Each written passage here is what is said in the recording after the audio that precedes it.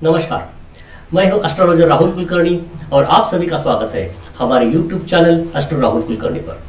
आज हम बात करने जा रहे हैं नवरात्रि के सबसे रहस्यमय, गोपनीय और सिद्धिप्रद पर्व काल की। अभी चैत्र नवरात्रि चल रही है। नवरात्रि में हम लोग भगवती की किसी भी स्वरूप की साधना कर सकते हैं, लेकिन कुछ पर्व काल ऐसे होते हैं जहां हम साधना करके वर्षों की तपस्या का फल प्राप्त कर सकते हैं, लेकिन बहुत ही कम लोगों को इसके बारे में पता होता है। लेकिन यही वो समय होता है जब भगवती की कृपा बरसती है और सिद्धियां प्राप्त हो सकती है। अगर आप शक्ति की साधना कर रहे हैं या जीवन में किसी विशेष सिद्धि की तलाश में हैं, तो इस वीडियो को अंत तक जरूर देखें। और अगर आप ऐसे ही आध्यात्मिक और ज्योतिषीय ज्ञान चाहते हैं तो अभी इस चैनल को सब्सक्राइब करें, बेल आइकन दबाइए ताकि आप कोई भी वीडियो मिस ना करें। वैसे तो नवरात्रि का हर दिन विशेष होता है, लेकिन अष्टमी और नवमी के बीच का जो 48 मिनट का संधिकाल होता है उसे सबसे अधिक सिद्धिप्रद और गुप्त रूप से शक्तिशाली माना जाता है। इस समय देवी चामुंडा का प्राकट्य हुआ था और तभी से यह काल तंत्र मंत्र और साधना के लिए सर्वोत्तम माना गया है।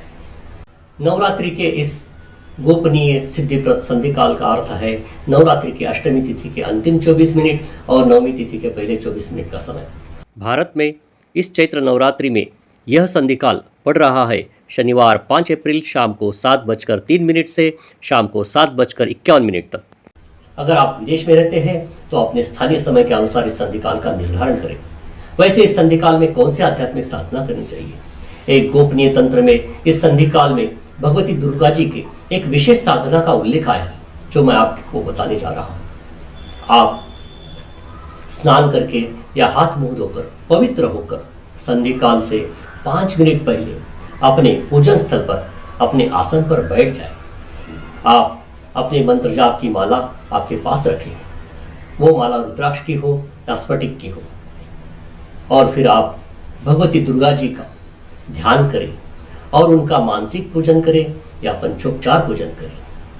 और फिर आप भगवती दुर्गा जी के सिद्ध कुंजिका स्तोत्र का पाठ करें। आप इस स्तोत्र को 1 बार या 3 बार, 5 बार, 7 बार या 11 बार कर सकते हैं, लेकिन कम से कम 1 बार पाठ अवश्य करें। और फिर आप रुद्राक्ष या स्फटिक माला से या फिर आपके पास जो भी मंत्र जाप की माला हो उससे नवार्ण मंत्र का यथाशक्ति जाप करते रहे जब तक कि संधिकाल समाप्त ना हो। नवार्ण मंत्र का उच्चारण 2 प्रकार से कर सकते हैं आप।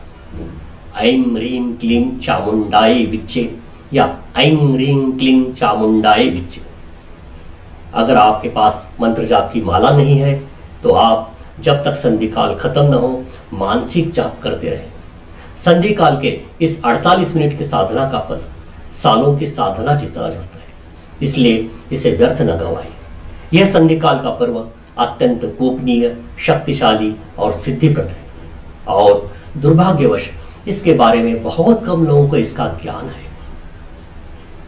यह समय देवी को प्रसन्न करने का, अपने जीवन की समस्याओं को दूर करने का और आध्यात्मिक प्रगति का होता है।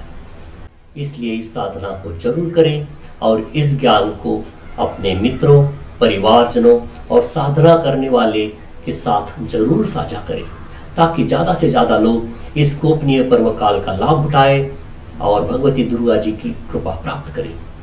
आपको ये वीडियो कैसा लगा कमेंट में ज़रूर बताइए। अगर आप इस विषय पर कुछ विशेष जानना चाहते हैं तो वो भी नीचे कमेंट में ज़रूर लिखें।